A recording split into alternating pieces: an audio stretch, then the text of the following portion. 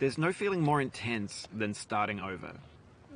If you deleted your homework the day before it was due, as I have, or if you left your wallet at home and you have to go back after spending an hour in the commute. If you won some money at the casino and then put all your winnings on red but it came up black. If you got your best shirt dry cleaned before a wedding and then immediately dropped food on it. If you won an argument with a friend and then later discovered that they just returned to their original view. Starting over is harder than starting up. If you're not ready for that, like if you've already had a bad day, then what you're about to go through might be too much. Feel free to go away and come back. I'll be here. Alright, thanks for coming with me on this trip. I'll understand if you have to take a break at any point. Just find a safe place to stop and quit the game. And don't worry, I'll save your progress, always. Even your mistakes. This game is a homage to a free game that came out in 2002, titled Sexy Hiking. The author of that game was Jazuo, a mysterious Czech designer who was known at the time as the father of B games. And B games are rough assemblages of found objects.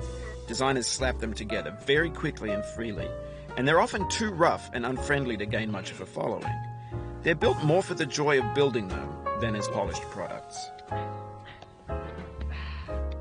In a certain way, Sexy Hiking is the perfect embodiment of a B game. It's built almost entirely out of found and recycled parts, and it's one of the most unusual and unfriendly games of its time. In it, your task is simply to drag yourself up a mountain with a hammer. And that act of climbing, in the digital world or in real life, has certain essential properties that give the game its flavor. No amount of forward progress is guaranteed. Some cliffs are too sheer or too slippery. And the player is constantly, unremittingly in danger of falling and losing everything. Anyway, when you start Sexy Hiking, you're standing next to this dead tree that blocks the way to the entire rest of the game. It might take you an hour to get over that tree, and a lot of people never got past it. You prod and you poke at it, exploring the limits of your reach and your strength, trying to find a way up and over. And there's a sense of truth in that lack of compromise. Most obstacles in video game worlds are fake. You can be completely confident in your ability to get through them once you have the correct method or the correct equipment or just by spending enough time. In that sense, every pixelated obstacle in Sexy Hiking is real.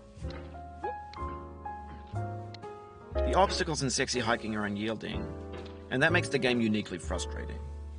But I'm not sure Jazuo intended to make a frustrating game. The frustration is just essential to the act of climbing, and it's authentic to the process of building a game about climbing. A funny thing happened to me as I was building this mountain. I'd have an idea for a new obstacle, and I'd build it, test it, and it would usually turn out to be unreasonably hard. But I couldn't bring myself to make it easier. It already felt like my inability to get past the new obstacle was my fault as a player rather than as a builder. Imaginary mountains build themselves from our efforts to climb them, and it's our repeated attempts to reach the summit that turns those mountains into something real. When you're building a video game world, you're building with ideas, and that can be like working with quickset cement. You mold your ideas into a certain shape that can be played with, and in the process of playing with them, they begin to harden and set until they're immutable, like rock. And at that point, you can't change the world. Not without breaking it into pieces and starting fresh with new ideas. For years now, people have been predicting that games would soon be made out of prefabricated objects, bought in a store and assembled into a world. And for the most part, that hasn't happened, because the objects in the stores are trash. I don't mean they look bad or that they're badly made, although a lot of them are. I mean they're trash in the way that food becomes trash as soon as you put it in the sink. Things are made to be consumed and used in a certain context, and once the moment is gone, they transform into garbage. In the context of technology, those moments pass by in seconds. Over time, we've poured more and more refuse into this vast digital landfill that we call the internet. It now vastly outnumbers and outweighs the things that are fresh and untainted and unused. When everything around us is cultural trash, trash becomes the new medium, the lingua franca of the digital age. And you can build culture out of trash. But only trash culture. B games, B movies, B music, B philosophy. Maybe this is what digital culture is. A monstrous mountain of trash, the ash heap of creativity's fountain. A landfill with everything we ever thought of in it.